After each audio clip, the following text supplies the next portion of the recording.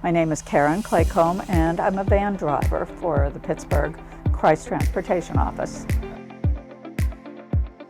I did television in Altoona, Pennsylvania, Miami, and Cleveland. I had been a producer in Pittsburgh before I left to become a reporter. When I worked in Miami, we were there for like 6 years, and it was a time when reporters moved every 2 years, and when we decided we wanted to come back up north, people said, why'd you stay there so long? It was too much fun to leave, but when we wanted to start a family, we didn't want to stay there.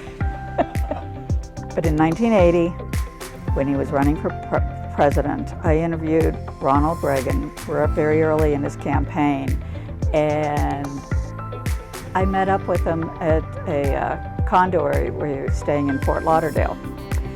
And there were no other reporters. He and I sat down for 45 minutes and chatted, which was really, that was unheard of.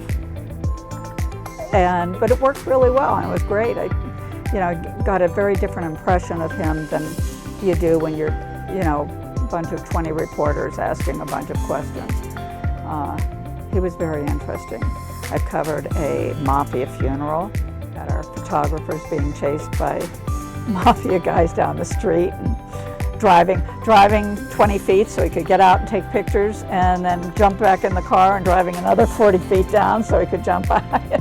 I've interviewed 5 presidents, so I got to do a lot between Miami and Cleveland. They were big stories, and I loved being a reporter, which is probably one reason I like doing what I'm doing, because I like being active. I like being out and around and seeing what's actually happening.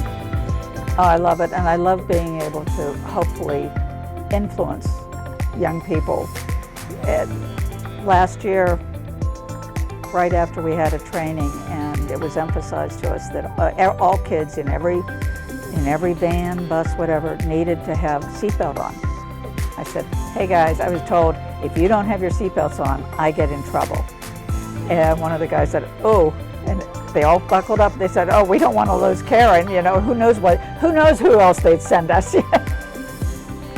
But that made me feel good, and so I figure I'm helping shape them, that see somebody, every day that treats them with respect and expects respect from them.